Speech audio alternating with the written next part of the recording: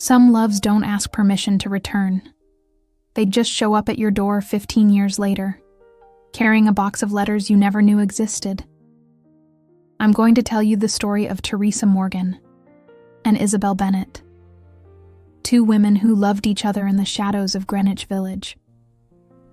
Two women who were separated by fear, by family, by the cruelty of silence. When Teresa's mother died, she found something hidden in the closet. Dozens of letters, all written by Isabel, all intercepted, hidden, burned by the woman who swore she was protecting her daughter from sin. Teresa stood across the street from the blue door she knew so well. And when Isabel opened it, and their eyes met after 15 years, there was no joy. Only the kind of rage that comes from being abandoned without explanation. Because what Teresa left behind wasn't just a relationship. It was Isabel's whole world. A woman who wrote for 2 years to someone who never responded. A woman who eventually stopped waiting and built a life with a 12-year-old daughter who deserves stability. This isn't just a story about coming back. It's a story about earning forgiveness, about rebuilding trust, and about a love that refused to die even when everything tried to kill it. Stay with me until the end to discover this story. See you soon. The box appeared on a gray Tuesday morning, right when Teresa had decided that coming back to Greenwich Village had been the worst mistake of her life. No return address, no note, just a worn cardboard box with water stains on the corners and a smell of old paper that turned her stomach the moment she opened it. Inside, letters. Dozens of letters, all written in the same slanted handwriting that had haunted her nightmares for 15 years. All signed. Yours. Even if you don't want me. Isabel. Teresa felt the air escape from her lungs. Her hands trembled as she held the first letter, dated 3 months after she had fled New York City without looking back, without saying goodbye, leaving Isabel alone in that brownstone with the blue door where they had promised to love each other in silence forever. The first line hit her like a punch. I don't understand why you left like that. I don't understand what I did wrong. But I still love you, and it's killing me. The past doesn't ask permission to return. It just barges in, merciless, reminding you of everything you wanted to bury. Subscribe now. YouTube prioritizes subscribers, and those who aren't subscribed miss out on future stories that will make you feel every word in your chest. Teresa slammed the box shut, but it was too late. The words had penetrated, opening wounds she thought had healed. She let herself slide down against the entrance wall, in that family townhouse that now belonged only to her since her mother died 6 months ago. The same house where Isabel and she had grown up as neighbors, as best friends, as something more that the world would never have accepted back then. Outside, Greenwich Village was waking up with its characteristic bustle. The sound of the church bells from St. Joseph's marked 8 in the morning. Street vendors called out their bagels and coffee. The ginkgo trees dropped their golden leaves onto the cobblestone streets, painting the ground a color that had always seemed melancholic to her. Everything remained the same, as if the last 15 years hadn't passed, as if Teresa had never left, as if Isabel had never existed. But Isabel did exist. And now Teresa knew for certain. She was still in Greenwich Village, still writing, still remembering. Teresa forced herself to stand up, locked the box in her old bedroom closet, and tried to convince herself she could ignore it. She had things to do. The house needed repairs. The inheritance papers were still unresolved. She had come to close a chapter of her life, not open another. But as she walked through the streets of Greenwich Village that morning, heading to the law office on Washington Square, every corner reminded her of Isabel, the cafe where they used to meet on Sundays after church, pretending to review college assignments when they really just wanted to be together. The artisan market where Isabel had given her a silver ring with an onyx stone, telling her, "So you never forget that some secrets are precious." the small park hidden behind the Jefferson Market Library, where they had kissed for the first time at 22, under a starry sky that seemed to bless what the rest of the world would condemn.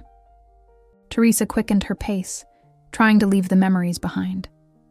But Greenwich Village was a living museum of her past, and every corner held a ghost. At the law office, Mr. Richardson, a gray-haired man with thick glasses, received her with the forced cordiality of someone dealing with recent bereaved. "Miss Morgan, I'm so sorry for the loss of your mother," he said while extending a folder full of documents. "She was an exemplary woman." "Thank you," Teresa responded without emotion. Her relationship with her mother had been complicated, especially after that terrible afternoon when the woman had found her kissing Isabel in her bedroom. The screams still echoed in her memory.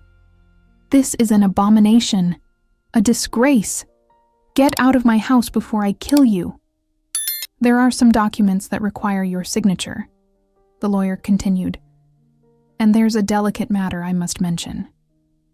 Teresa looked up. "What matter?" The man cleared his throat uncomfortably. "Your mother left specific instructions about certain personal items that should be delivered to a particular person. A certain Isabel Bennett." Teresa's world stopped. The sound of the street became a distant hum. Isabel Bennett. The name she had tried to forget, to erase, to bury in the deepest part of her consciousness. "What kind of items?" Teresa asked, her voice breaking slightly. "I don't know exactly. Your mother was very reserved about it. She only mentioned they were things that belonged to her by right, and that you would know what they were." Teresa felt nauseous. Her mother, in a final act of cruelty, or perhaps impossible redemption, was forcing her to confront Isabel, to see her, to talk to her, to face everything she had left behind. "Do you have Miss Bennett's address?" the lawyer asked. "It's not necessary," Teresa responded bitterly. "I know where to find her." The rest of the meeting passed in a blur. Teresa signed papers without reading them, nodded to questions she didn't hear, and left the office feeling like she had just signed her own sentence. She walked aimlessly through the streets of Greenwich Village, letting her feet guide her while her mind spun in circles. She couldn't avoid it. She couldn't ignore her mother's last will, no matter how much she wanted to. She would have to see Isabel. She would have to face those green eyes that had looked at her with adoration and then with pain. She would have to explain the inexplicable, why she had left without saying goodbye, why she had chosen cowardice over love, why she had destroyed the only real and beautiful thing she had ever had in her life. Without realizing it, Teresa found herself in front of a house she knew too well. Blue-painted door, carved wooden trim, a small garden with climbing roses on the facade. The Bennett family house. The house where Isabel had grown up. The house where Teresa had discovered that love could be both ecstasy and damnation. She stood paralyzed on the sidewalk across the street, watching. The curtains were drawn, but there was light inside. Someone lived there. Was it Isabel? Or her parents? Or some new tenant who knew nothing of the two women who had loved and suffered within those walls? Teresa was about to leave when the door opened, and there she was, Isabel Bennett, 15 years older, her black hair now streaked with silver, her face thinner, with expression lines that weren't there before. But the same green eyes, the same way of standing, with a slight lean to the left, the same way of narrowing her eyes when looking at something carefully. Their gazes met across the street. Time stopped. Isabel went pale. Her hand gripped the doorframe as if she needed something to hold her up. Her mouth opened slightly without making a sound. Teresa felt the ground open beneath her feet. She wanted to run. She wanted to disappear. She wanted the earth to swallow her. But Isabel spoke first, with a hoarse voice that crossed the distance like an arrow. I can't believe you have the nerve to show up here." It wasn't what Teresa expected. There were no tears, no joy, only rage. A cold, contained rage that had had 15 years to ferment. Teresa swallowed. "Isabel, Don't!" Isabel interrupted, coming down the steps of her house with firm steps. "Don't you dare say my name like you have the right. Not after what you did." She crossed the street, approaching Teresa with a determination that frightened her. When she stood in front of her, Teresa could see the dark circles, the premature wrinkles around her eyes, the tension in her jaw.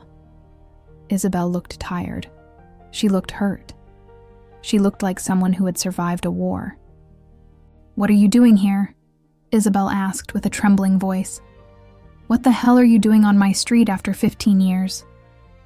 "My mother died," Teresa responded, hating herself for using that as an excuse. "I came to settle her affairs." Isabel let out a bitter laugh. "Your mother. Of course. Always your mother. Did she tell you before she died that she sent the letters? Did she confess that she intercepted them all, every single one I wrote you for 2 years?" Teresa felt as if ice water had been thrown on her. "What?" "Don't play surprised," Isabel spat. "Your mother confessed to me 3 years ago, when she came to beg me not to look for you if you returned. She told me she had burned all my letters to protect you from me, from this sin. But I think you already knew, right? That's why you never responded." "I never received any letters," Teresa whispered, feeling the world spin. "I never knew you wrote to me." Isabel looked at her with disbelief. "Liar." "I'm not lying," Teresa insisted. "Today, this morning, I found a box with your letters at my door. I don't know who sent them, but I swear I'd never seen them before." Isabel's expression transformed. Rage gave way to confusion, then to pain. "Are you telling me that your mother kept them all these years? That she kept them and now sent them like some kind of message from beyond the grave?" "I don't know," Teresa admitted, with her voice breaking. "But it's the truth. When I left, I thought the best thing was to cut all contact. I thought it would be easier for both of us. I thought you would move on, that you would find someone who didn't have to hide, who didn't have a family that hated her for loving." Isabel closed her eyes. 2 tears rolled down her cheeks. "You had no right to make that decision for me," she said with a broken voice. "You had no right to destroy me like that." "I know," Teresa murmured. "I know, and I'm sorrier than you can imagine." They stood in silence, standing in the middle of the street, while the world continued around them. A child ran by with a soccer ball. A dog barked in the distance. The coffee vendor called out his wares. Life went on, indifferent to the reunion of 2 broken women. Isabel wiped the tears with the back of her hand and breathed deeply. "This doesn't change anything," she said finally. "That you didn't receive my letters doesn't erase the fact that you abandoned me. That you chose to run instead of fight." "You're right," Teresa accepted. "But there's something else. My mother left instructions in her will. There are items that belong to you, things I must deliver to you." Isabel frowned. "I don't want anything from your mother." "Please," Teresa pleaded. "At least let me fulfill this. After that, if you want, you'll never have to see me again." Isabel studied her with those green eyes that had once looked at her with unconditional love. Now there was only distrust and pain. "Fine," she finally accepted. "But not at your house, and not today. I need time to process this." "When then?" "Tomorrow, 5 in the afternoon, at Washington Square Park by the fountain." "I'll be there," Teresa promised. Isabel nodded and turned around, walking back to her house without looking back. Teresa stood watching her until the blue door closed, leaving her alone on the street with the weight of 15 years of mistakes on her shoulders. That night, Teresa couldn't sleep. She took the box of letters from the closet and read them all, one by one. Each word was a dagger, each line a reproach. Isabel had written to her for 2 years, telling her about her life, her pain, her hope that Teresa would return. The last letters were darker, more desperate. In the second to last, dated 2 years and a month after Teresa's departure, Isabel wrote, "I've decided to stop writing. Not because I've stopped loving you, but because this love is consuming me. I need to learn to live without you, even if it kills me trying." The last letter was different. Briefer. Colder. Teresa. This is the last time I write your name. I've decided to move on. I'll find a way to be happy without you, even if it hurts every day. But you need to know something. What we shared was real. It was beautiful. And I'll never regret having loved someone like you, even though you regretted loving me. Goodbye forever. Isabel. Teresa cried until she had no tears left.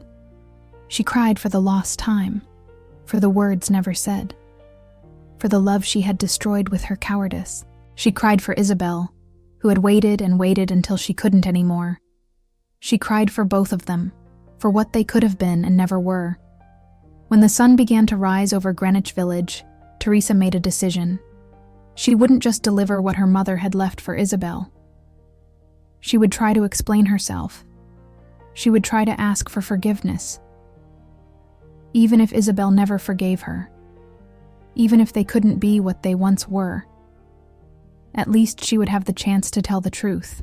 At 10 to 5 the next afternoon, Teresa arrived at Washington Square Park, carrying a carved wooden box she had found in her mother's closet. Inside were photographs, a diary, the onyx ring Isabel had given her, and that Teresa had forgotten when she fled, and other small things that had belonged to their secret relationship. Isabel was already there, sitting on a bench near the fountain, watching the water fall with an absent expression. She wore a burgundy sweater and dark jeans. Her hair was pulled back in a low ponytail. She looked younger like that, more like the Isabel Teresa remembered. "You came early," Teresa said as a greeting.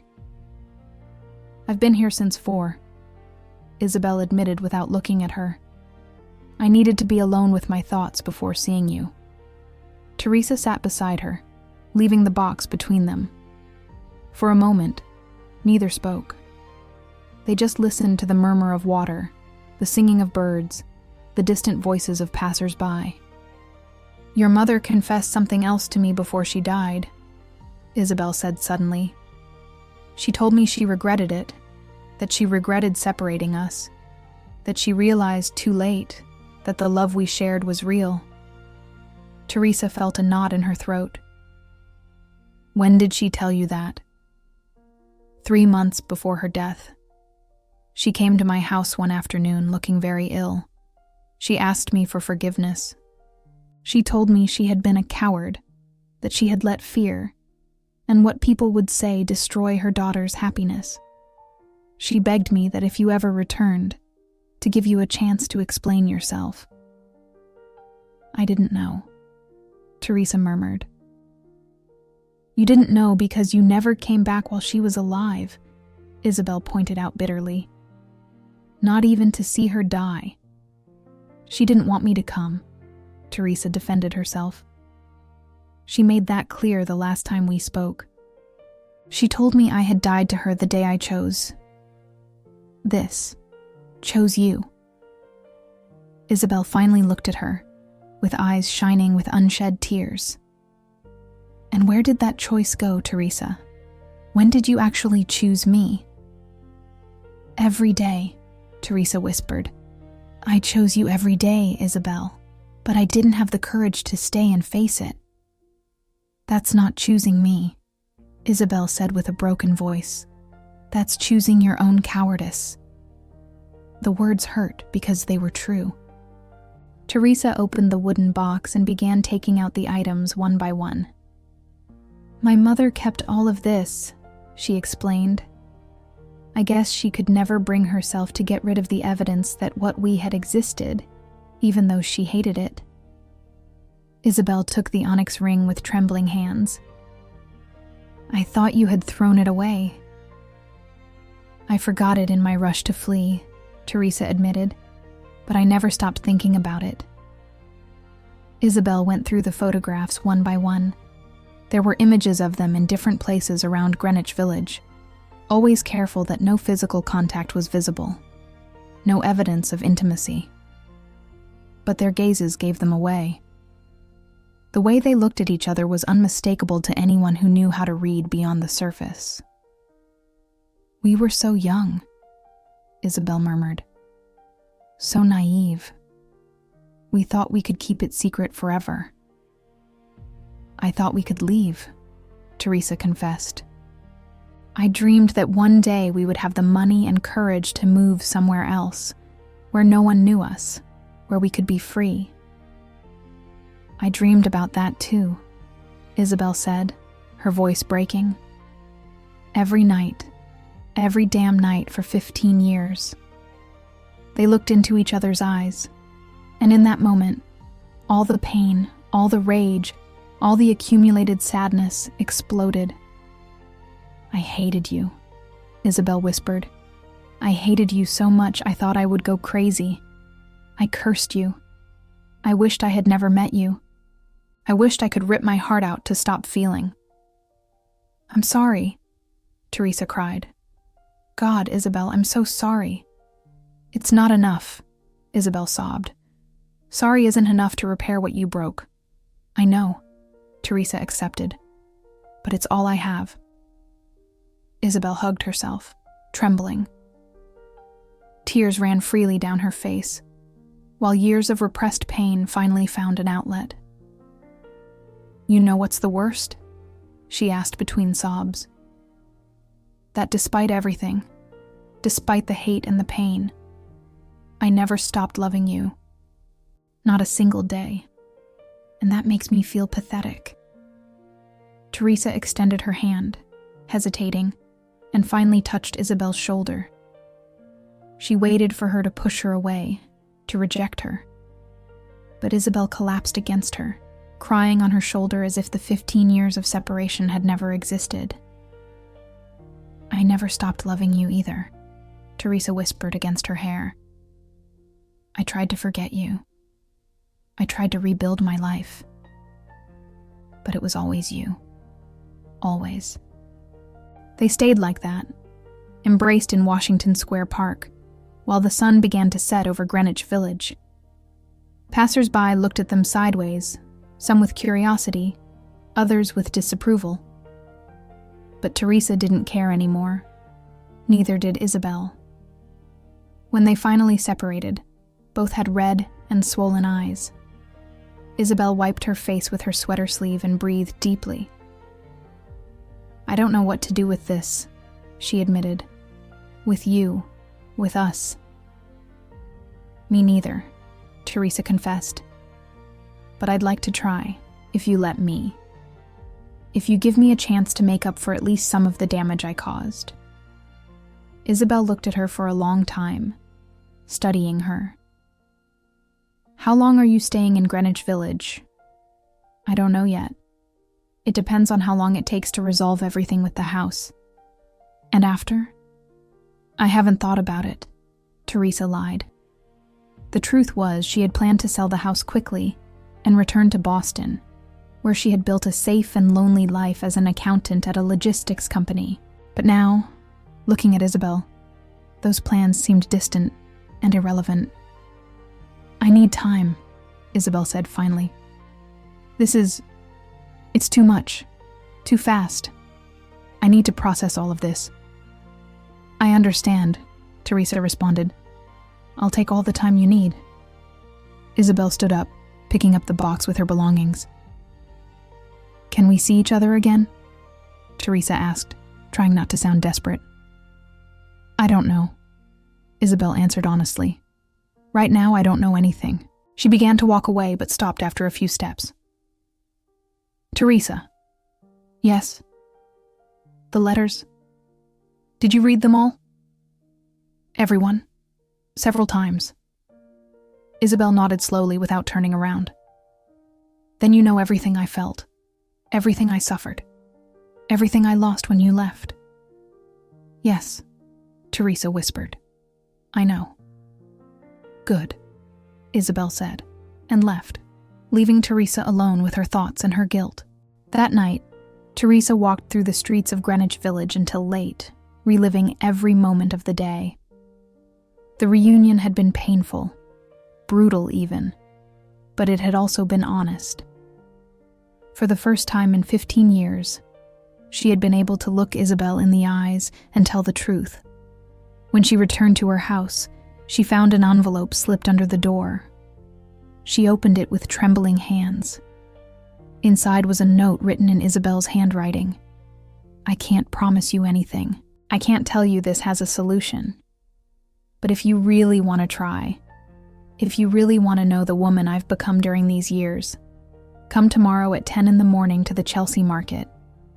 I have something to show you, something that will help you understand who I am now. Teresa pressed the note against her chest. It was an opportunity. Small, fragile, but an opportunity nonetheless. She wasn't going to waste it. Teresa arrived at Chelsea Market 5 minutes before 10. The place was full of life. Vendors arranging their stalls with colorful textiles, silver jewelry, handmade pottery, artisan goods of all kinds. The aroma of freshly brewed coffee mixed with that of fresh flowers, and the incense some vendors burned to attract customers. She searched for Isabel among the crowd, her heart beating hard. She found her in a small stall at the back of the market, arranging hand-embroidered textiles with intricate patterns of flowers and birds. Isabel wore a white embroidered blouse, jeans, and her hair loose over her shoulders. She looked concentrated, completely absorbed in her work. Teresa approached slowly, not wanting to interrupt. When she was close, Isabel looked up as if she had sensed her presence. You came, Isabel said, without smiling but without hostility either. You said you had something to show me, Teresa responded. Isabel gestured, encompassing the stall. This is my work. This is what I've become. Teresa looked around, really observing for the first time. The textiles were extraordinary, each one unique, with embroidery so detailed they looked like paintings. There were shawls, cushions, tablecloths, bags, all handmade. They're beautiful, Teresa said sincerely. I make them, Isabel explained. I learned to embroider when you left. I needed something to keep my hands busy, something to quiet my mind. My grandmother taught me. We spent years together, sitting in her backyard, embroidering and talking about everything except you. Teresa felt a stab of pain in her chest. Isabel. No, Isabel interrupted her. Let me finish. I need you to understand this. When you left, you destroyed me, but you also forced me to rebuild myself. During the first months, I could barely get out of bed. I dropped out of NYU. I stopped seeing my friends. I just existed. She took one of the shawls, running her fingers over the embroidery lovingly. My grandmother was the only one who knew the truth. She found me crying in my room one night, with one of your photographs in my hand. Instead of judging me, she hugged me. She told me, "Love is love, sweetheart. It doesn't matter if it's for a man or for a woman. What matters is that it's real." Isabel paused, her eyes shining. She taught me that pain can be transformed into something beautiful if you have patience. Every stitch was a tear I didn't shed. Every design was a memory of you I embroidered so I wouldn't forget. She saved me, Teresa. My grandmother and these fabrics saved me from going crazy." Teresa listened in silence, feeling the weight of each word. "She died 5 years ago," Isabel continued. "Before she left, she made me promise I would keep creating, that I would keep living, that I wouldn't let your absence define me forever." "Did you manage it?" Teresa asked quietly.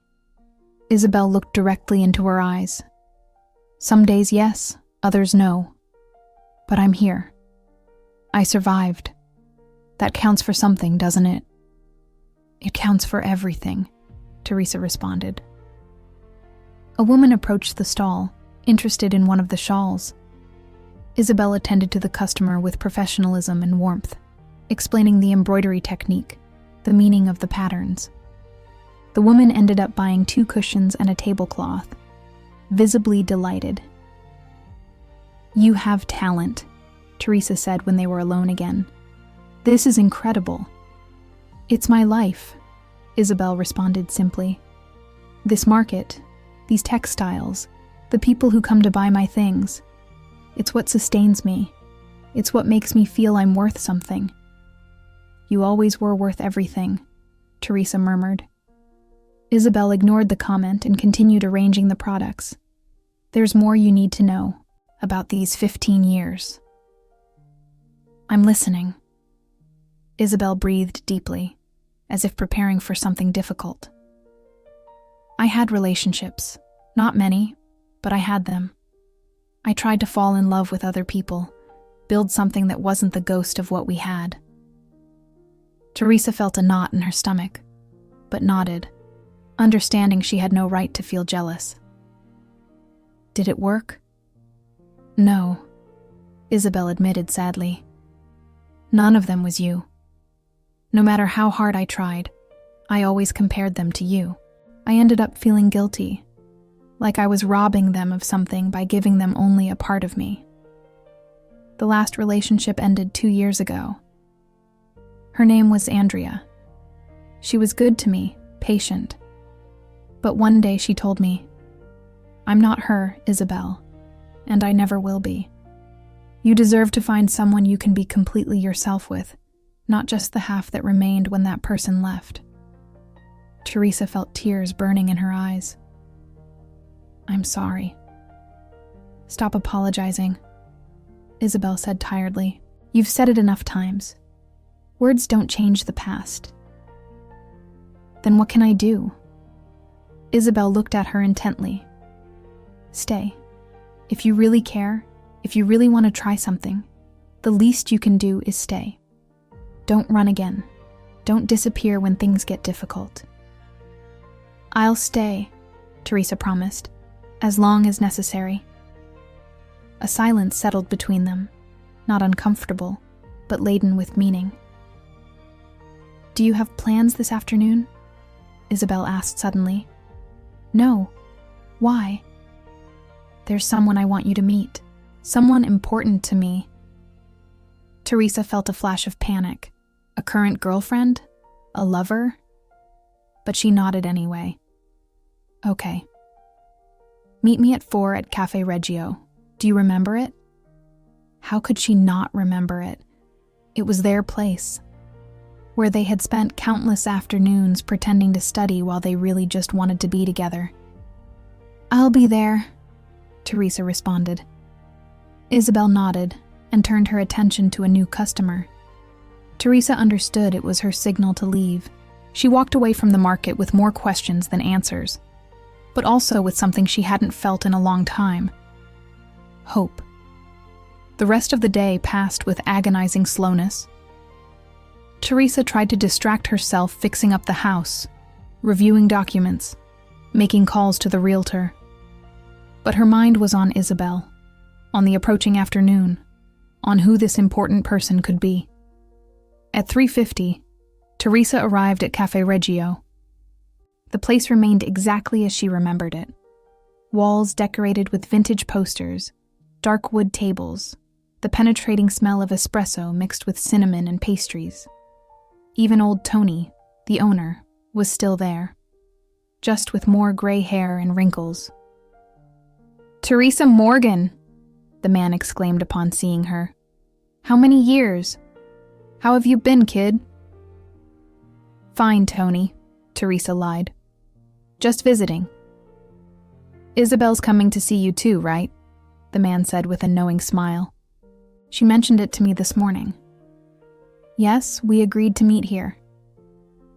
Take your usual table, Tony offered, pointing to a table in the corner by the window.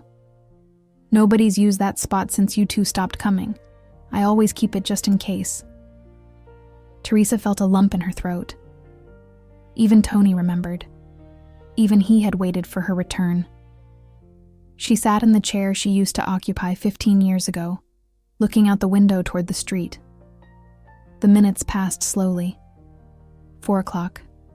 5 past 4. 10 past 4. At 15 past 4, Isabel entered the cafe, but she wasn't alone. She was accompanied by a girl about 12 years old, black hair to her shoulders, green eyes identical to Isabel's, fair skin with freckles on her nose. She wore a school uniform and carried a backpack decorated with star stickers. Teresa felt the world stop. Isabel approached the table with the girl's hand in hers, and Teresa could see the nervousness in her expression. Teresa, Isabel said with a cautious voice, this is Sophie, my daughter. The cafe, the voices, the street noise, everything disappeared. Teresa could only look at the girl, desperately searching for some trace of explanation in her features. Hi, Sophie said shyly. Mom has told me a lot about you. Teresa opened her mouth, but no sound came out. Isabel sat across from her, keeping Sophie close. I know this is a shock, Isabel began. But you needed to know. You needed to meet her. When? Teresa finally managed to articulate. How? She's 12, Isabel responded. Do the math. 12 years. 3 years after Teresa left. Teresa did the mental calculations, trying to understand. Who's the father? She asked, hating herself for feeling jealous even in that moment. Isabel exchanged a look with Sophie, who nodded slightly, giving her permission to speak. There is no father, Isabel said carefully. Sophie was conceived through artificial insemination. It was my decision. My way of creating a family when I thought I would never have the one I wanted with you. Teresa felt tears threatening to overflow. Isabel had moved on. She had built a life, had a daughter, had created something beautiful from the ashes of what they had been. She's beautiful, Teresa whispered, looking at Sophie tenderly. The girl smiled shyly. Mom says you two were best friends, Sophie said. That you cared about each other a lot. Isabel squeezed her daughter's hand, and Teresa understood. Sophie knew about her mother, about who she was, about her love for women. But maybe she didn't know the whole story. Maybe Isabel had protected her daughter from the most painful details. We were very close friends, Teresa confirmed, following Isabel's narrative. The best. Why did you stop seeing each other? Sophie asked with the brutal innocence of children. Isabel intervened quickly. Sometimes life separates people, love. But what's important is when they find each other again. Tony arrived with coffee for the adults and hot chocolate for Sophie. The conversation drifted to lighter topics. Sophie's school, her favorite classes, art and literature, her best friend, Daniela, her obsession with cats. They had 2 at home named Luna and Sol. Teresa listened, fascinated by this girl who was so much like Isabel. She had the same gestures, the same way of tilting her head when thinking, the same laugh that lit up the whole room. Mom told me you live in Boston, Sophie said. What do you do there? I'm an accountant, Teresa responded. I work with numbers all day. That sounds boring, Sophie opined with an honesty that made Teresa laugh. Sometimes it is, she admitted. But it pays the bills. Do you have kids? Sophie asked. The question hit Teresa like a hammer. No, she responded with a soft voice. I don't. A husband? A wife? Sophie, Isabel reprimanded gently. Don't ask such personal questions. It's okay, Teresa said. No, neither. I live alone. Sophie frowned, as if that were incomprehensible. Don't you feel lonely? Every day, Teresa confessed before she could stop herself. Isabel looked at her with surprise, and for a moment, her eyes softened. They spent almost an hour at the cafe, talking about everything and nothing. When it was finally time to leave, Sophie gave Teresa a spontaneous hug. I like you, the girl declared. I hope you stay longer. Mom needs more friends. Teresa had to blink hard to contain her tears. I like you too, Sophie. Very much. That night, after putting Sophie to bed, Isabel and Teresa sat in the small backyard, under a sky full of stars. They drank chamomile tea and talked in low voices, planning their future cautiously but with hope. It's going to be complicated, Isabel said. There will be difficult days. Days when I'll want to strangle you for something stupid you say or do. And there will be days when I'll want to run when things get intense, Teresa admitted, because that's been my automatic reaction for years. But you won't, Isabel said, not as a question but as an affirmation. I won't, Teresa confirmed. I promise you. Isabel rested her head on Teresa's shoulder. I'm scared, she whispered. Me too, Teresa responded. But I'm also excited. For the first time in a long time, the future seems possible. They stayed like that, under the stars, while Greenwich Village slept around them. Two women who had loved and lost, and now dared to love again. Two women rebuilding bridges over 15 years of silence. Two women choosing courage over fear. And somewhere, Teresa could imagine Isabel's grandmother smiling, knowing that her prediction had come true. True love had returned. Isabel's grandmother's embroidery workshop was hidden in a quiet alley in the West Village, away from the tourist bustle. Teresa arrived early, at 10:30, nervous for no apparent reason.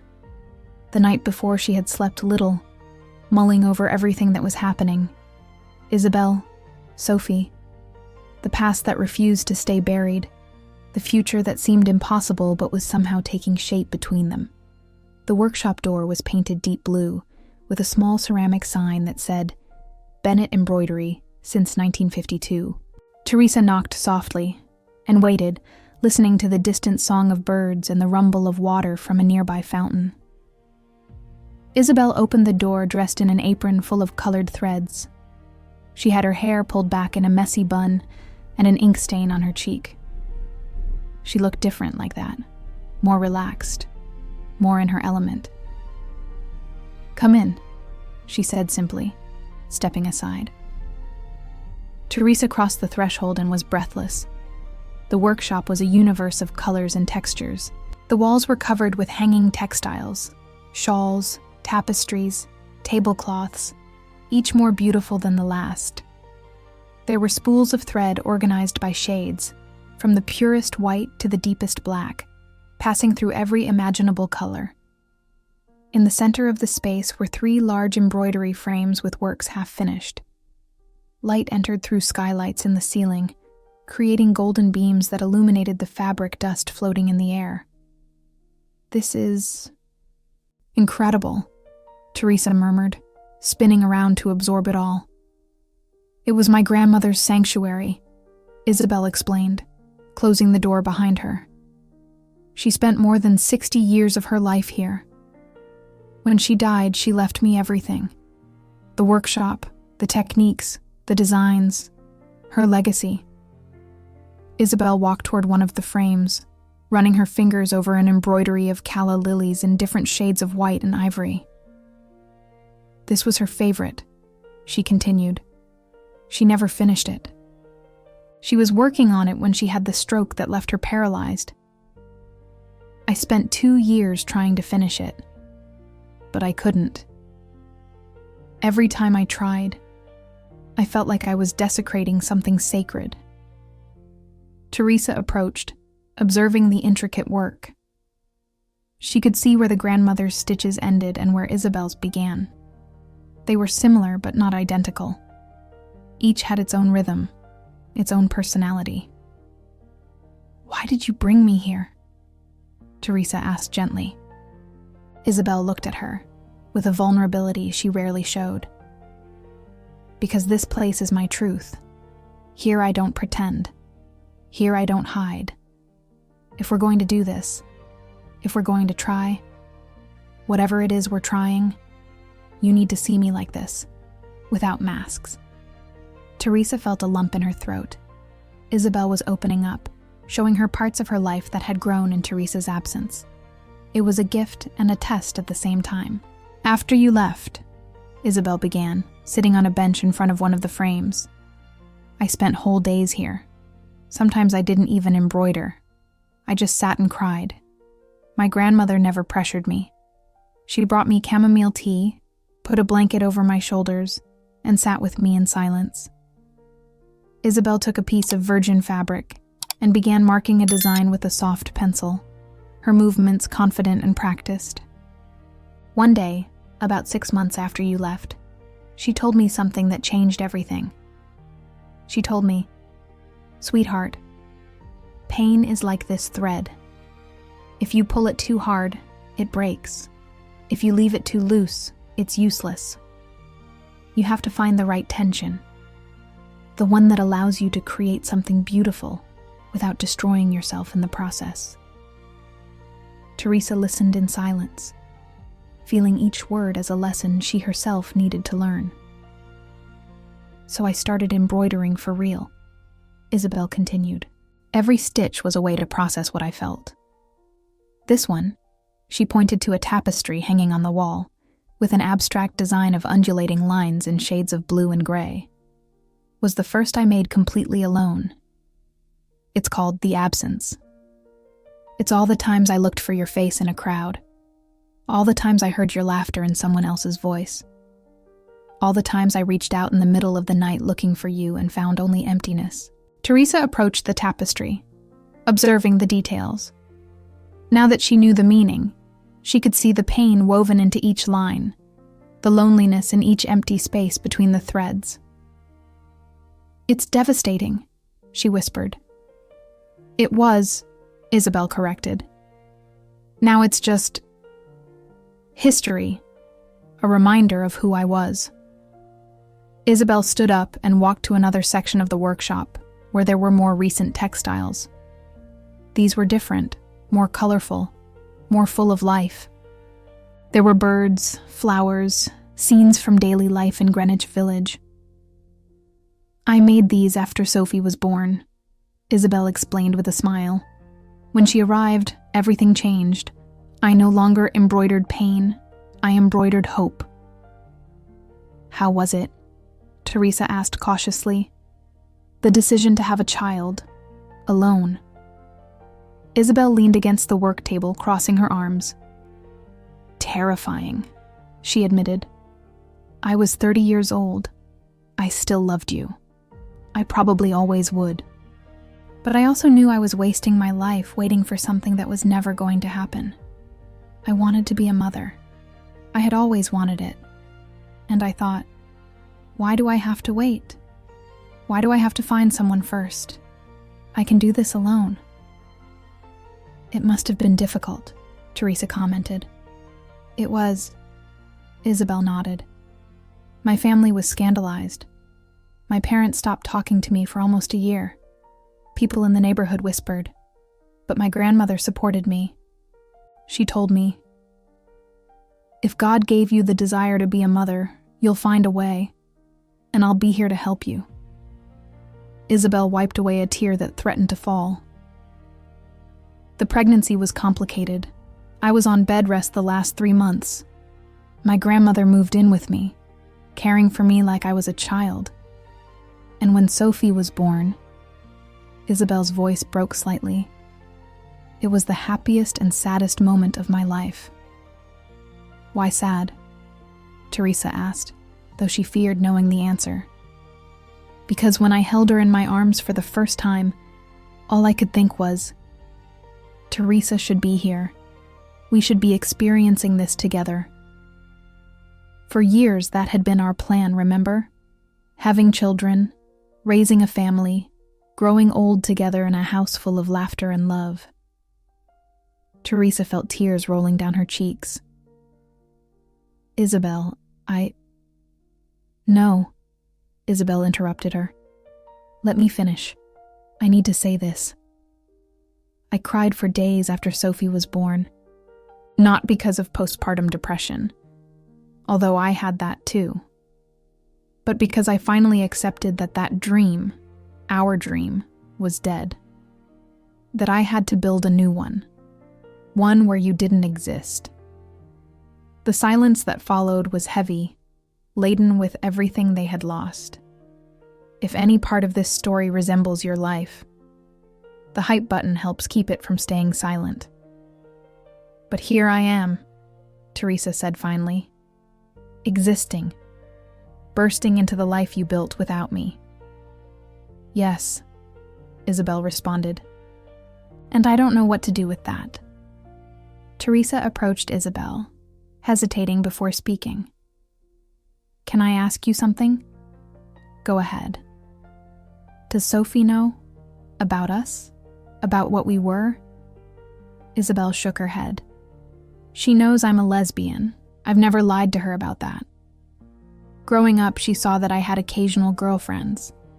She met Andrea, who I was with for 2 years. Sophie understands that there are different types of families, different types of love, but she doesn't know about you and me specifically. She doesn't know you were the love of my life. Why haven't you told her? Isabel sighed. Because I was afraid. Afraid she would look for you. Afraid she would find you and you would reject her. Afraid she would suffer the same disappointment I did. I wanted to protect her from that. I would never reject her, Teresa said firmly. She's an incredible girl. I know that now, Isabel responded. But for 12 years, I didn't know. For 12 years, you didn't exist more than as a ghost in my memory. Teresa took another step closer to Isabel until they were almost touching. And now? Now that I do exist, what do you want? Isabel looked into her eyes, and Teresa could see the internal conflict reflected in them. Desire and fear, love and resentment, hope and despair. I don't know, Isabel whispered. Part of me wants to tell you to go to hell, to say it's too late, that you destroyed your chance. But another part, what? Teresa pressed gently. Another part of me still loves you, Isabel confessed with a broken voice. After everything, after 15 years, after all the pain and tears and rebuilding, I still love you. And that makes me so angry I could scream. Teresa felt something break inside her. She extended her hand slowly, giving Isabel time to back away if she wanted. But Isabel didn't move. Teresa touched her cheek gently, wiping away a tear with her thumb.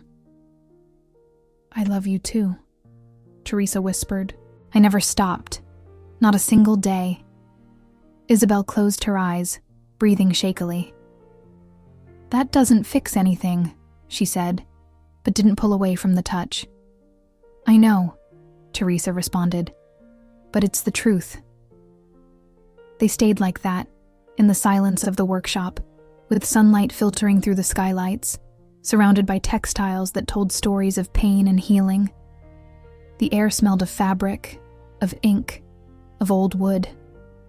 Outside, the world kept spinning, but within that sacred space, time seemed to have stopped.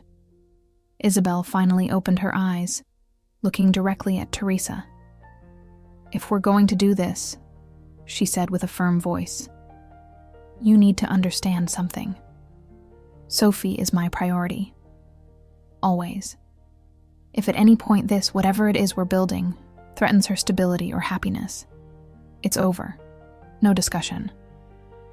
I understand, Teresa nodded, and I respect that. Second, Isabel continued, I'm going slowly. I can't just erase 15 years of pain because you say the right words.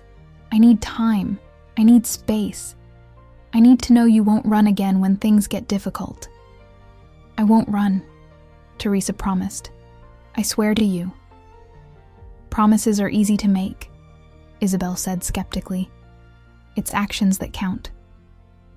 Then let me prove it to you, Teresa responded. Give me the chance to show you that this time is different, that I'm different.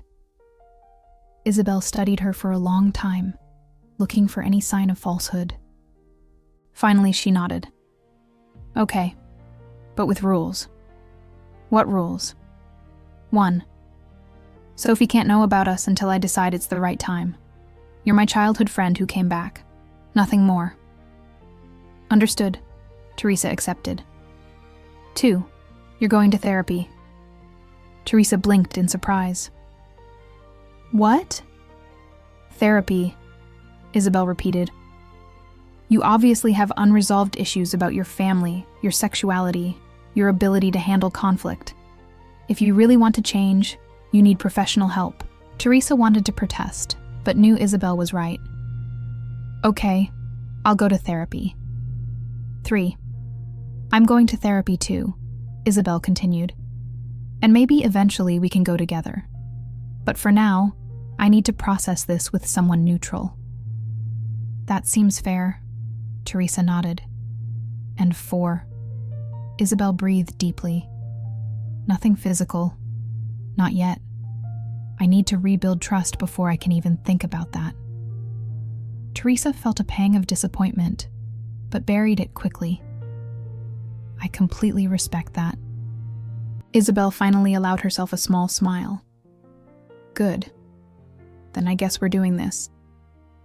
I guess we are, Teresa responded, smiling too. The tension in the air dissipated slightly.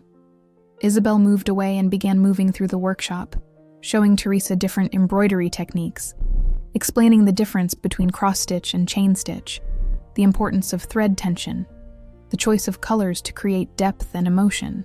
Teresa listened fascinated, not so much by the techniques themselves, but by seeing Isabel in her element. Here, surrounded by threads and fabrics, Isabel shone. It was evident she had found her calling, her form of expression, her way of healing. Want to try? Isabel asked suddenly, offering her a small embroidery hoop with tensed fabric and a threaded needle. I don't know if I'm good at this, Teresa doubted. Nobody's good at first, Isabel said. But it's therapeutic. I promise it will help you. Teresa took the hoop and needle. Isabel sat beside her, guiding her hands, showing her how to insert the needle, how to pull the thread with the right tension, how to create a uniform stitch. Their hands occasionally brushed, sending chills down Teresa's skin. Like this, Isabel murmured, her warm breath against Teresa's ear. Soft but firm, with intention. Teresa concentrated on the movement, on the rhythm of inserting and pulling, inserting and pulling. It was meditative, almost hypnotic. And with Isabel so close, with her enveloping presence and soft voice guiding her, Teresa felt something she hadn't felt in years. Peace. They worked together for almost 2 hours, mostly in silence, only with occasional instructions from Isabel. Teresa managed to create a small rough flower, uneven but recognizable. Not bad for your first time, Isabel commented, examining the work. It's terrible, Teresa laughed. It's honest, Isabel corrected, and that's more important than perfection. They looked at the small embroidery, and Teresa felt a wave of emotion. It was something they had created together, a small symbol that perhaps, just perhaps, they could rebuild something beautiful from the ruins of their past. "I have to go," Isabel said, looking at her watch. "I have to pick Sophie up from school in 30 minutes. Teresa nodded, keeping the small hoop with her imperfect flower.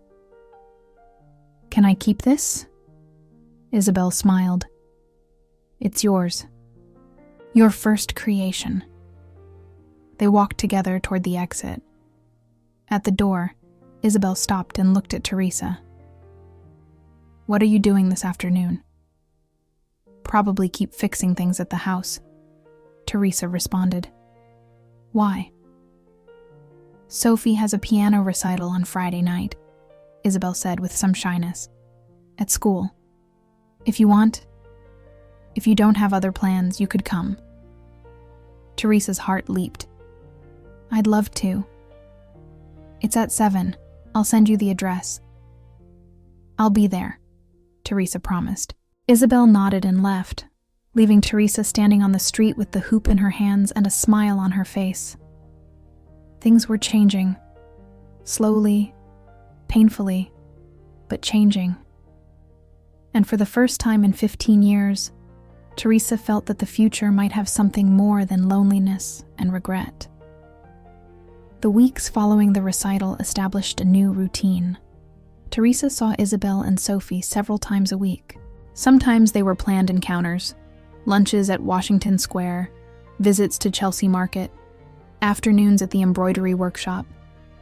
Other times they were casual encounters on the streets of Greenwich Village, as if fate conspired to keep them close.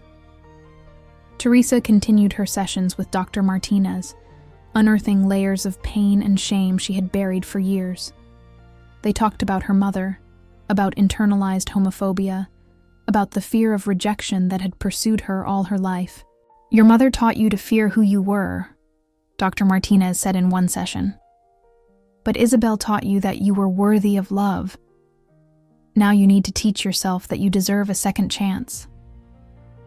Those words stayed with Teresa, repeating in her mind during sleepless nights. One afternoon, Isabel called her with urgency in her voice. "Can you come to the workshop? I need your help with something." Teresa arrived in less than 20 minutes, her heart racing with worry. She found Isabel in the workshop, surrounded by fabrics and with a frustrated expression. "What happened?" Teresa asked. "I have a huge commission," Isabel explained. "A gallery in Soho wants to exhibit a complete collection of my works, 20 pieces, in 2 months. It's the opportunity of my life, but I'm not going to make it alone. I need help." Teresa took off her jacket. "Tell me what to do." Isabel blinked in surprise. "Just like that?" "Just like that," Teresa confirmed. "I'm your friend, aren't I? Friends help each other." During the following weeks, Teresa spent her afternoons at the workshop, helping with the most basic tasks, preparing fabrics, organizing threads, making preliminary sketches under Isabel's direction. She didn't have Isabel's natural talent, but she was dedicated and learned quickly. They worked side by side, sometimes in comfortable silence, other times conversing about everything and nothing. Teresa learned things about the years she had lost, how Isabel had overcome bankruptcy when the workshop almost closed 3 years ago, how she had struggled with postpartum depression after Sophie's birth, how she had faced her family's judgment when she decided to raise her daughter alone. "Your parents?" Teresa asked one afternoon. "How's the relationship with them now?" Isabel paused in her embroidery. "Better. Not perfect, but better. When they saw how much I loved Sophie, when they saw I was a good mother despite everything, they started to soften. My dad died 3 years ago, but before he left, he asked me for forgiveness. He told me he had been a fool, that a mother's love for her daughter is the most sacred thing that exists, no matter how that daughter came into the world. I'm glad you found peace with them," Teresa said. "It wasn't immediate peace," Isabel clarified. "It was a long process, many difficult conversations. Many tears. But it was worth it. For Sophie, it was worth it. If this doesn't deserve a like, I don't know what does. One night, while they were working late to meet a deadline, Isabel asked something that took Teresa by surprise. Did you have relationships after you left? Was there anyone important? Teresa stopped threading the needle she had in her hand. There were attempts, she admitted. 2 relationships that lasted more than 6 months. But none was really important. Why not? Teresa chose her words carefully. Because none of them was you. And it wasn't fair to them. They were trying to love me completely while I was stuck in the past, constantly comparing them to a ghost. Isabel processed this in silence. Did you ever think about looking for me? She finally asked. In those 15 years, did you ever consider coming back? Every day, Teresa confessed. But every time I thought about doing it, I convinced myself it was too late, that you would have moved on, that you would hate me. And I was right about that last part, wasn't I? I didn't hate you, Isabel said softly. Well, yes, I did for a while. But eventually the hate transformed into something more like melancholy, like a sad song you can't stop listening to. They looked at each other across the workshop, with colored threads and fabrics between them, but also with something more. A connection that time hadn't managed to break completely. Isabel, Teresa began, her heart racing. These weeks with you, with Sophie, working here, have been the happiest I've had in 15 years. And I know you said we would go slowly, but I need you to know that this is real for me. That it's not nostalgia or sentimentalism. It's love, Isabel completed. We still love each other. I know. Then why do we keep maintaining this distance? Teresa asked with frustration. Why do we keep pretending we're just friends? Isabel left her work and walked toward Teresa. Because I'm afraid, she admitted. I'm afraid of falling completely again, and you destroying me once more. I'm afraid Sophie will get too attached to you, and then you'll disappear. I'm afraid this is temporary for you, a chapter you'll close when you've resolved your affairs and returned to Boston. Teresa stood up, facing Isabel. I'm not going back to Boston. What? I quit my job last week, Teresa revealed. I talked to the realtor and told them I'm not selling the house. I'm staying in New York City. I'm staying here. Isabel looked at her with disbelief. Why didn't you tell me anything? Because I needed to be sure first, Teresa explained. I needed to know I wasn't doing it just for you, but also for myself. This city, Greenwich Village, this place, is my home. It always was. And running from it was the worst mistake of my life. Teresa. Let me finish, Teresa asked. I know you're still afraid. I know you don't completely trust me. And that's okay. I earned it. But I want you to know that this time is different. I'm not running. I'm not hiding. I'm here, facing everything I left behind. And if that means waiting as long as you need, I'll wait. If it means earning your trust step by step, I'll do it. But don't ask me to pretend I don't love you, because it's the only thing in my life I'm completely sure of.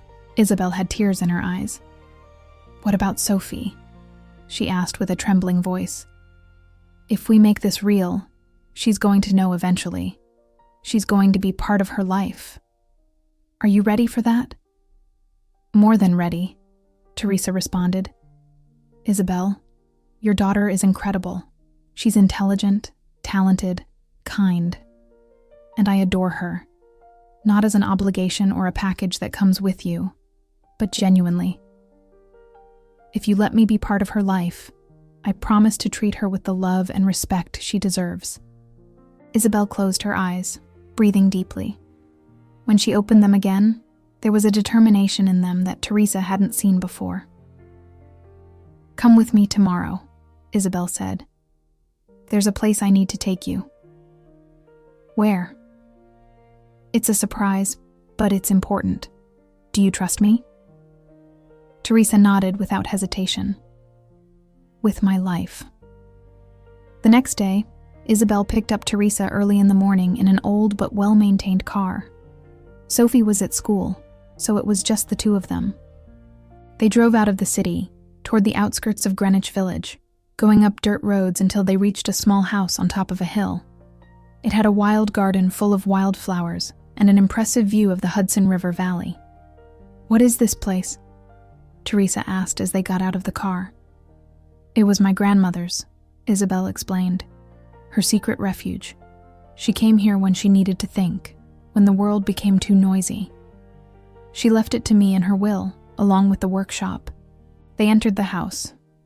It was small but cozy, with simple furniture and walls full of family photographs. Isabel walked to a room in the back and opened an antique trunk.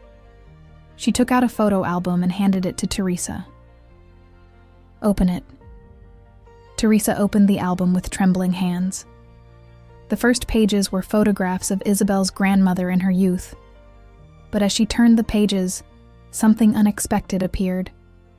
Photographs of Teresa and Isabel. Dozens of them. Some that Teresa remembered they had taken. Others she never knew existed.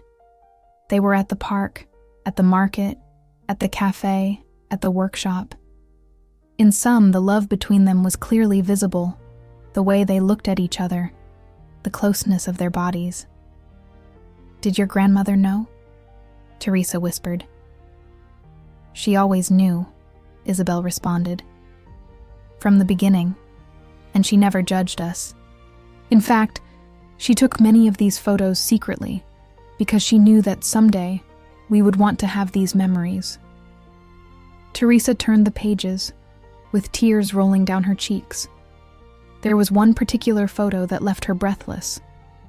It was of them in the park, the night they kissed for the first time. The grandmother had captured them in silhouette against the starry sky, their profiles joined in a kiss.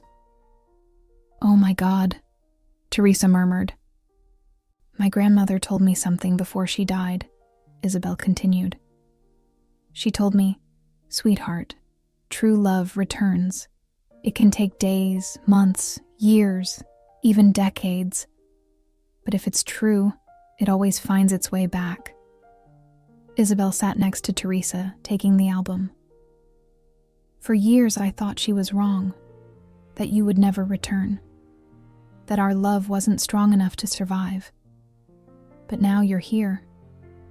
And I don't know if it's fate, luck, or simply time doing its work. But you're here." Teresa looked at Isabel, seeing not only the woman she had become, but also the 22-year-old girl she had loved with every fiber of her being. "I'm here," Teresa repeated. "And this time I'm staying." Isabel took Teresa's hand, intertwining their fingers.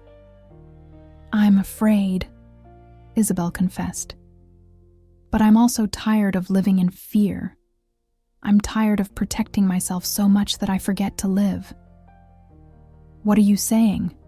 Teresa asked, almost not daring to breathe. Isabel looked directly into her eyes. "I'm saying I want to try. Really. Not just as friends, not just with rules and distance. I want to try to recover what we lost. Or better yet, build something new with the pieces of what we were." Teresa felt the world stop. "Are you sure?" "No," Isabel admitted with a trembling laugh. "I'm not sure of anything except that I love you, and that if I don't try this, I'll regret it for the rest of my life." Teresa brought her hand to Isabel's face, caressing her cheek tenderly. "I love you too. I never stopped loving you." Isabel closed her eyes, leaning into the touch. "I'm not going to be easy," Isabel warned. "I have scars. I have fears. I have a daughter who depends on me. I have a complicated life. I know, Teresa responded, and I don't expect it to be easy. But I promise you that this time I'm going to fight. I'm going to stay. I'm going to face whatever comes. They looked at each other for a long moment, the air charged with everything unsaid, with 15 years of pain and love and loss. Kiss me, Isabel whispered. Please. Teresa closed the distance between them slowly, giving Isabel time to back away if she changed her mind. But Isabel didn't move. Their lips met softly, tentative at first, like two strangers rediscovering each other. But then muscle memory kicked in, and it was as if they had never been apart. The kiss deepened. 15 years of longing poured into that moment. Isabel tangled her hands in Teresa's hair, pulling her closer. Teresa wrapped her arms around Isabel's waist, holding her like she was the most precious thing in the world. When they finally separated, both were crying. God, how I missed you. Isabel sobbed against Teresa's shoulder. Me too, Teresa responded. Every damn day. They stayed embraced in that house on the hill, while the sun moved slowly across the sky. They talked for hours, about the past, about the future, about how they would handle things with Sophie, about the fears they still had, about the hopes they dared to harbor. We have to go slowly with Sophie, Isabel said. We can't just announce we're a couple. She needs time to adapt. I understand. Teresa nodded. Whatever you need, at her pace. And you need to get to know her better, Isabel continued. Not just in social settings. You need to be present in her day-to-day. See the tantrums, the difficult homework, the bad days, the complete reality of being part of her life. I want that, Teresa said sincerely. I want all of that. Isabel smiled. Then I guess we're officially doing this. I guess we are, Teresa responded, stealing another quick kiss. They returned to the city at dusk, with their hands intertwined over the console of the car. It was a small gesture, but it meant everything. They were no longer hiding. They were no longer pretending. It was them, together again, facing the future with all the weight of the past on their shoulders, but also with the promise of something better.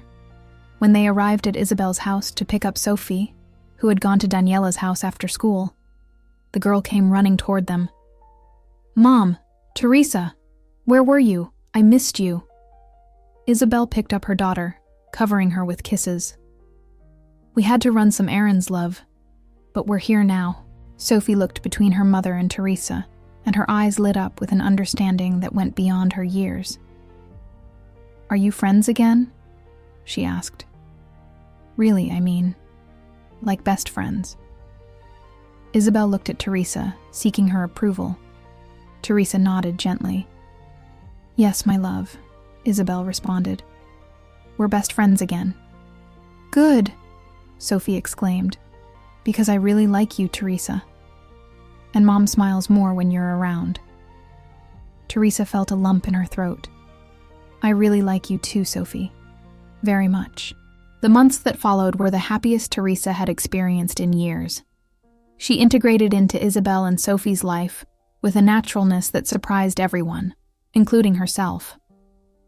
She spent her mornings working remotely as a freelance accounting consultant from home, her afternoons at the workshop helping Isabel with her orders, and her evenings having dinner with her new makeshift family. Because that's what they were building, even though they hadn't called it by its name in front of Sophie yet. A family.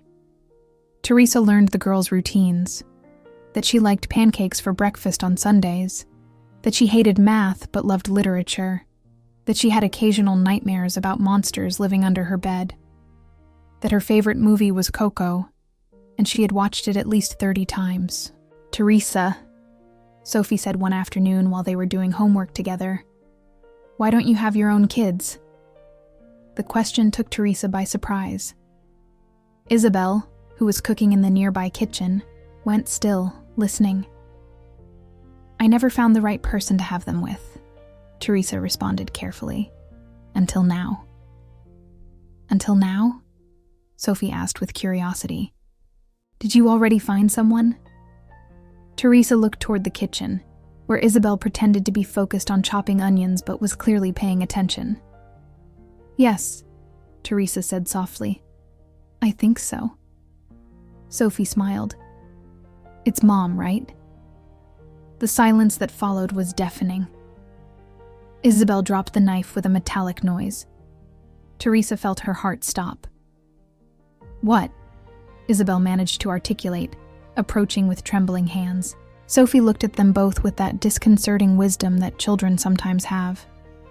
I'm not dumb, the girl said simply. I've seen you, the way you look at each other, how Mom smiles differently when Teresa is around, how you hold hands when you think I'm not looking. Isabel sat in the chair next to her daughter, her eyes shining with tears. Sophie, It's okay, Mom, Sophie interrupted. I like Teresa, and you deserve to be happy. You've always told me that love is love, remember? Teresa felt a lump in her throat. This extraordinary girl had just given them her blessing without them even asking for it. How long have you known? Isabel asked with a trembling voice.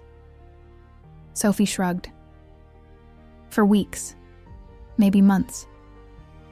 At first I thought I was imagining things. But then I saw you kiss at the workshop when you thought I had gone to the bathroom. Isabel covered her face with her hands, between laughing and crying. Oh my God. My little spy. I wasn't spying, Sophie defended herself. I just forgot my backpack and came back for it. You two were very busy. Teresa felt herself blushing to the roots of her hair. Sophie, I'm sorry. We should have told you. We should have been honest with you from the beginning.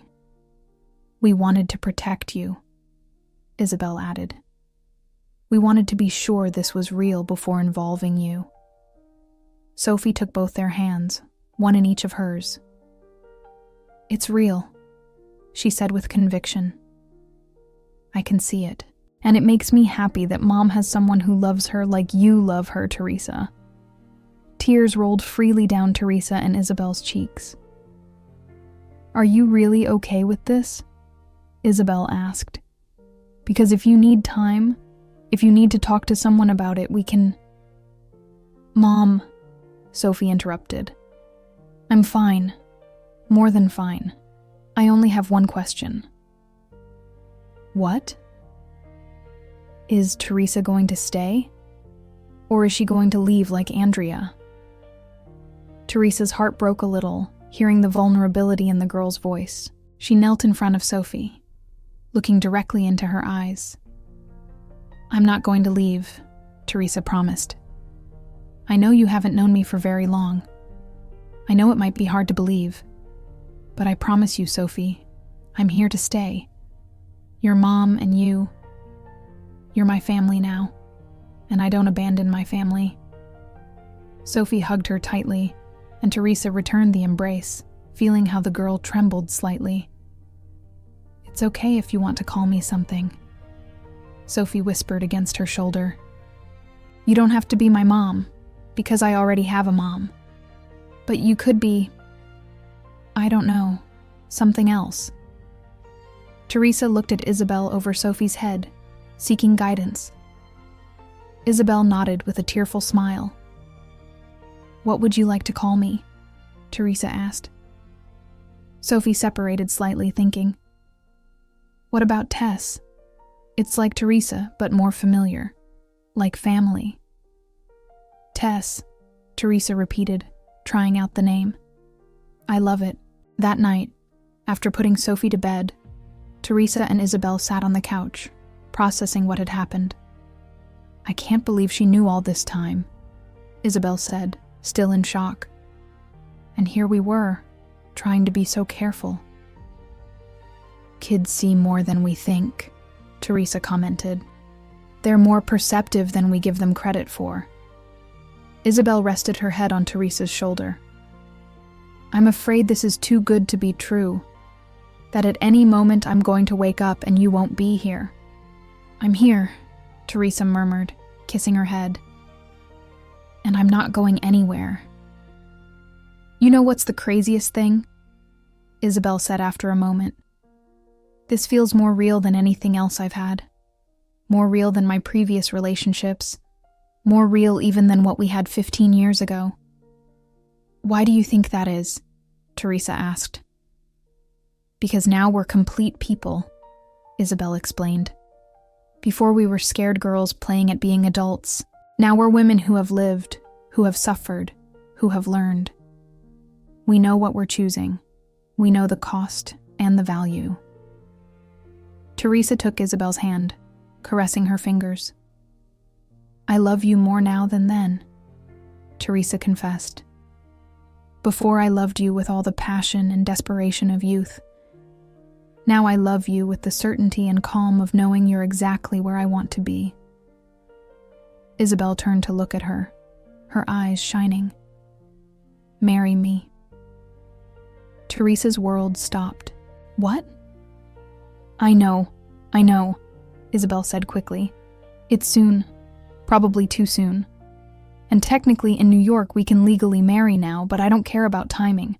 I want you to be my wife. I want to build a real life with you. I want Sophie to have 2 mothers officially. I want—" Teresa silenced her with a kiss. "Yes," she said when they separated. "Yes, I'll marry you." Isabel laughed and cried at the same time. "Really? Just like that?" "Just like that," Teresa confirmed.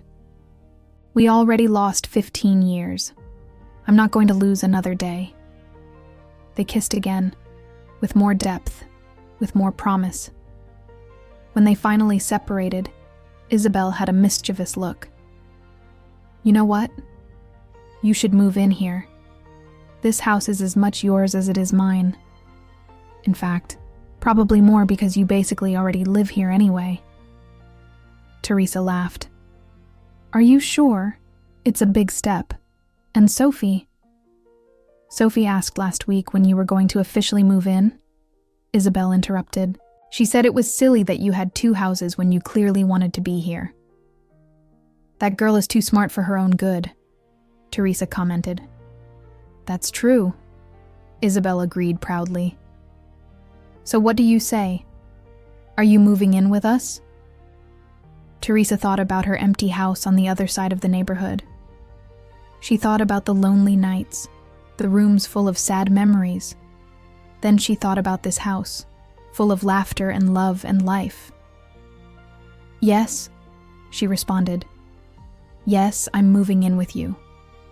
Share this story with someone who believes in second chances. The following months were a whirlwind of changes. Teresa sold her family townhouse, not without some sadness for the memories, but also with relief.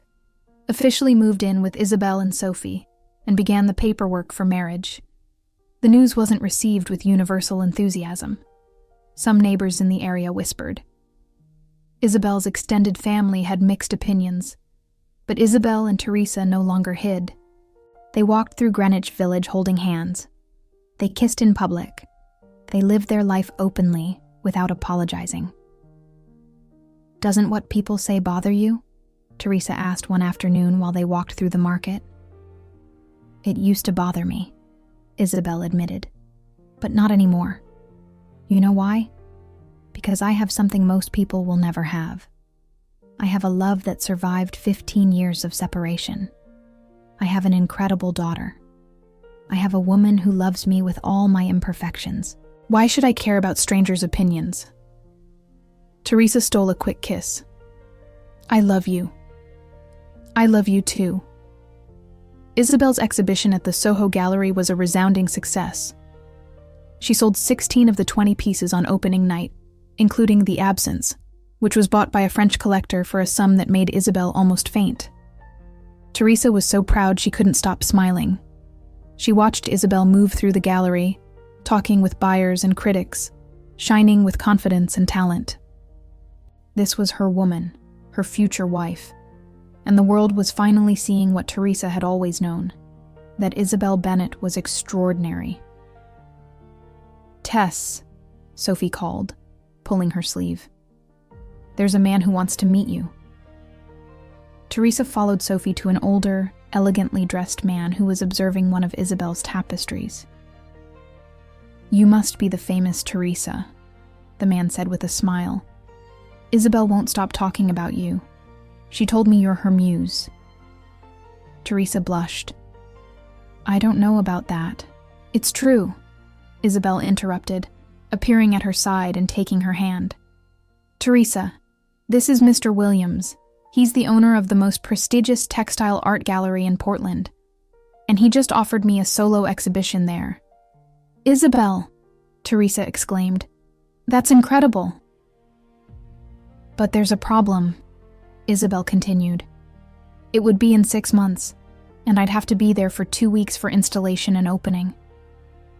Teresa saw the concern in Isabel's eyes. 2 weeks away from Sophie. 2 weeks away from home. 2 weeks when, before, Isabel would have had to manage alone. "We'll go with you," Teresa said without hesitation. "All 3 of us, Sophie and I, will turn it into a family vacation." Isabel's eyes filled with tears. "Really? Really?" Teresa confirmed. "We're a family. We go everywhere together." "Portland!" Sophie shouted excitedly. "I want to see Powell's books, and eat at food trucks, and visit the rose gardens." Mr. Williams laughed. "Then it's decided. See you in 6 months, Miss Bennet, and bring your beautiful family." That night, while they celebrated at a restaurant in Greenwich Village, Teresa looked around the table. Isabel, radiant with happiness and success. Sophie, chatting excitedly about Portland and planning everything they wanted to see. And her, Teresa, finally in the place she had always belonged. "What are you thinking about?" Isabel asked, taking her hand over the table. "How lucky I am," Teresa responded. "That I almost lost everything because of my cowardice.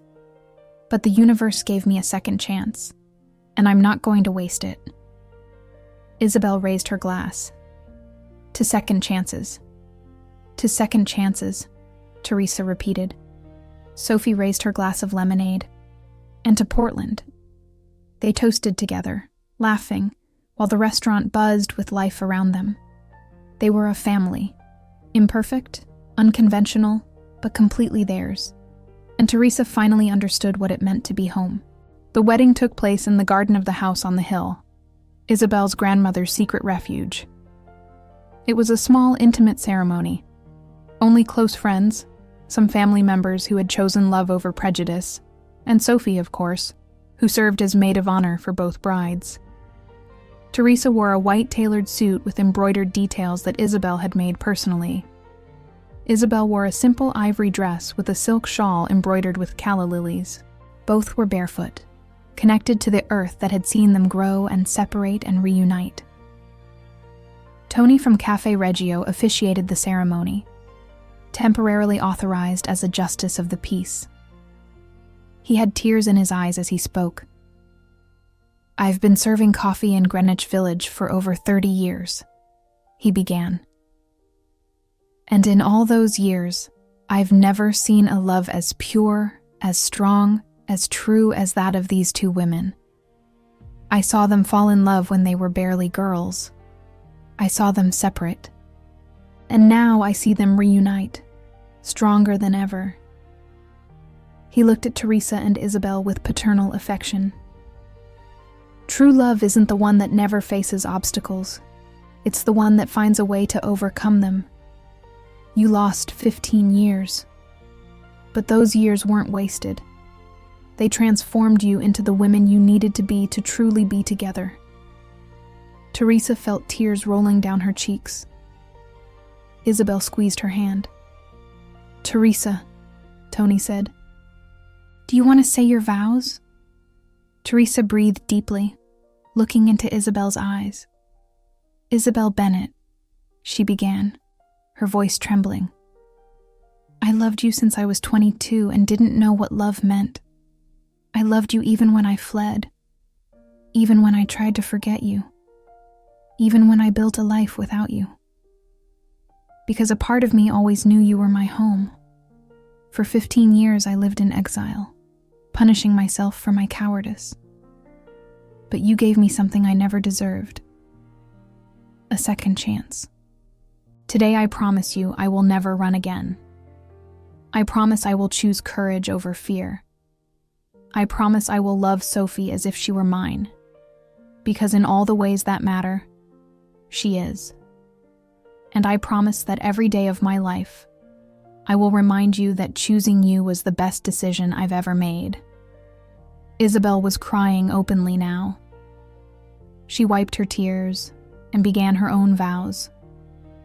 Teresa Morgan, she said with a broken voice, when you left, I thought you had destroyed me, and it's true.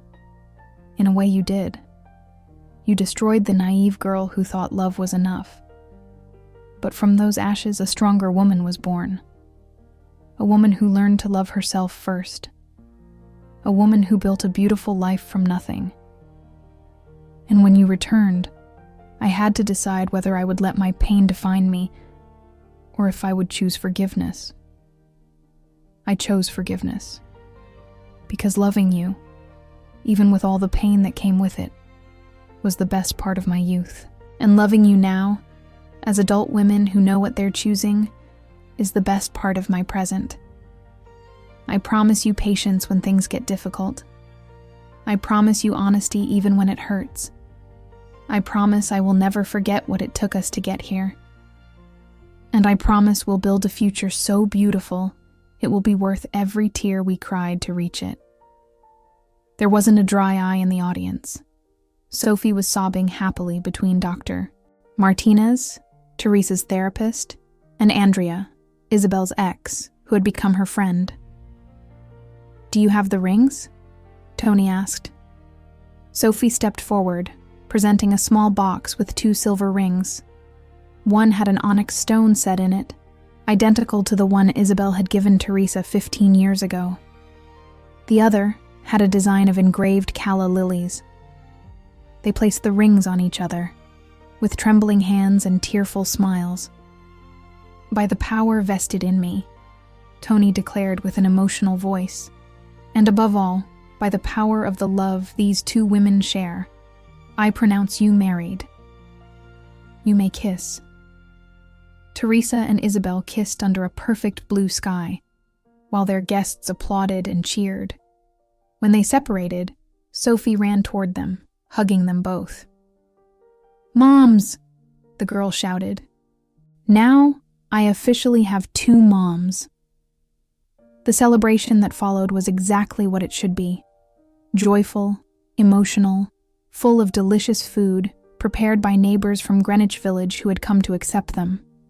There was live music, dancing, and speeches full of tears and laughter. Andrea, Isabel's ex, gave a speech that moved everyone. "When Isabel and I broke up," she began, "I told her she deserved to find someone who could love her completely. I didn't know that person already existed, waiting in the past to return. Teresa, take good care of her, because Isabel Bennett is one of the best people you'll ever meet in your life." "I will," Teresa promised, "with all my heart."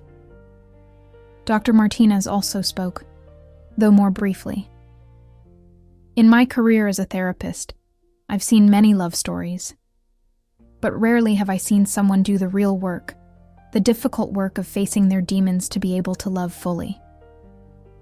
Teresa, I'm proud of the path you've traveled. Isabel, you're extraordinary for giving her that chance. Together, you're a testament that love, the real kind, requires courage." When the sun began to set, Isabel took the microphone. "I want to thank you all for being here," she said, "for supporting us on this journey. I know it hasn't been easy for everyone to accept our relationship, but your presence here today means the world to us." She looked at Teresa, then at Sophie. My grandmother used to say that family isn't just blood. It's the people you choose to love and who choose you back. Teresa was my first chosen family. Then came Sophie, my most precious gift. And now we have this community, these friends, this life we built together. Isabel paused, emotional. There's something I want to do. Teresa, can you come here? Teresa approached, confused. Isabel took something from her pocket, an antique brass key. This is the key to my grandmother's workshop, Isabel explained. My grandmother gave it to me before she died, but she made me promise something. She made me promise that when I found my person, my true love, I would share the workshop with her. Because art, like love, is more beautiful when it's shared. She handed the key to Teresa. This workshop is yours now too, our sacred place, where we'll work together, create together, live together. Teresa took the key, sobbing.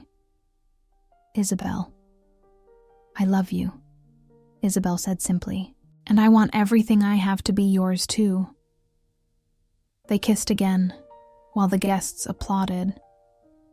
Night fell over the hill, and string lights turned on, creating a magical atmosphere. Teresa danced with Isabel under the stars, exactly as they had dreamed of doing 15 years ago. But it was better now, because now they didn't have to hide. Now they were free. What are you thinking? Isabel asked as they swayed to the music. That we should have done this 15 years ago, Teresa admitted. No, Isabel denied. We weren't ready. We needed to live, grow, break, and rebuild ourselves.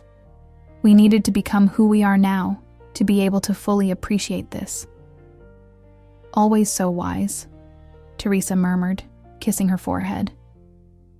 I learned from the best, Isabel responded, nodding toward where her grandmother's ashes rested in a small urn decorated with flowers. Later, when Sophie had fallen asleep in Tony's arms, Teresa and Isabel escaped for a few moments to a quiet corner of the garden. Are you happy? Isabel asked. More than I thought possible, Teresa responded. And you? Isabel smiled. I'm happy, but I'm also scared. Of what? Of waking up and this being a dream. Of something going wrong. Of the universe deciding we've had enough luck and taking it away. Teresa took her hands. Listen to me, she said firmly. This is real. We are real. And yes, the future is scary. There will be difficult days. There will be fights. There will be moments when we'll want to strangle each other. But there will also be laughter. There will be joys. There will be mornings waking up together and nights falling asleep in each other's arms. And all of that, all of it, is more real than any fear. Isabel rested her forehead against Teresa's. How do you do that? She whispered. Do what? Make me believe everything's going to be okay. Because it will be, Teresa promised. Because this time, whatever happens, we'll face it together. Like if you believe true love is worth the wait. The full moon shone over them as they kissed, two women who had traveled full circle.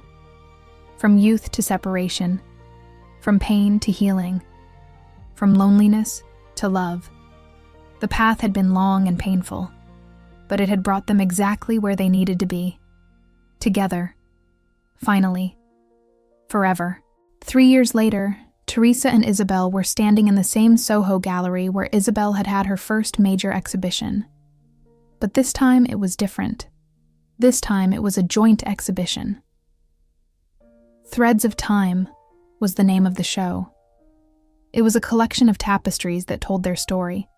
Love, separation, pain, reunion, healing. Each piece had been created collaboratively, Isabel contributing her technical mastery, and Teresa her recently discovered artistic vision.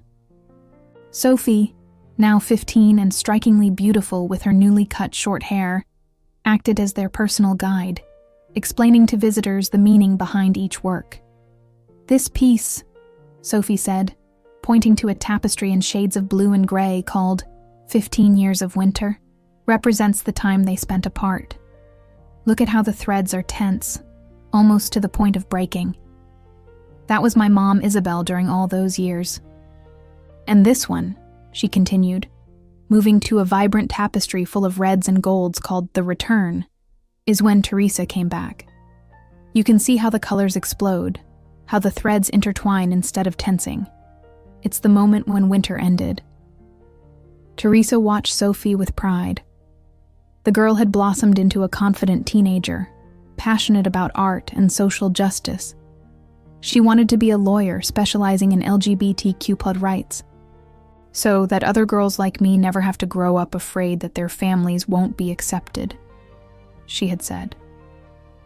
"She's incredible," Isabel murmured, also watching her daughter. Our girl," Teresa agreed, still feeling a thrill of joy every time she used that plural. Opening night was another resounding success. This time, they sold all the pieces except one. The First Kiss, a tapestry that represented the silhouette of two women kissing under a starry sky. "This one's not for sale," Isabel had stated firmly. "This is for us, to remember where it all began."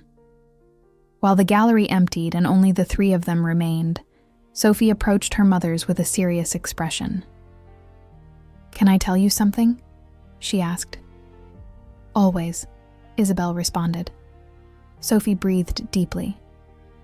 "I know I don't say it much, but thank you. Thank you for being brave. Thank you for choosing each other even when it was difficult. Thank you for showing me that true love exists and is worth fighting for." Teresa felt tears forming in her eyes. "Sophie." "No, let me finish," the teenager insisted. "My friends talk about their divorced parents, about fights, about how their families are broken. And I have this. I have two mothers who truly love each other, who work together, who build beautiful things. And I know it wasn't always like this. I know there was pain. But I also know you chose to heal it together. And that's the bravest thing I've ever seen." Isabel hugged her daughter, crying. "You are the bravest thing I've ever done," she murmured. "You, my love, are my masterpiece." Teresa joined the embrace, wrapping her two favorite women in her arms. "I love you," she said. "Both of you, more than words can express. We love you too." They responded in unison. That night, after taking Sophie to Daniela's house for a sleepover, Teresa and Isabel drove to the house on the hill. It had become their ritual, coming here at important moments, connecting with the spirit of the grandmother who had believed in them, even when they didn't believe in themselves. They sat on the porch, watching the lights of New York City twinkling in the distance. "Can you imagine if you had told me 20 years ago?" Teresa asked. "Hey, you're going to run away like a coward. You're going to waste 15 years of your life, but eventually you'll come back and have all this." "I probably wouldn't have believed you," Isabel laughed. "I would have thought it was too good to be true." "And it is," Teresa said. "It's too good. But it's true anyway." Isabel rested her head on Teresa's shoulder. "I wouldn't change anything," she said after a moment. "I know I'm supposed to say I would have preferred not to suffer so much, that I would have preferred we were together all this time, but I wouldn't change anything." "Why not?"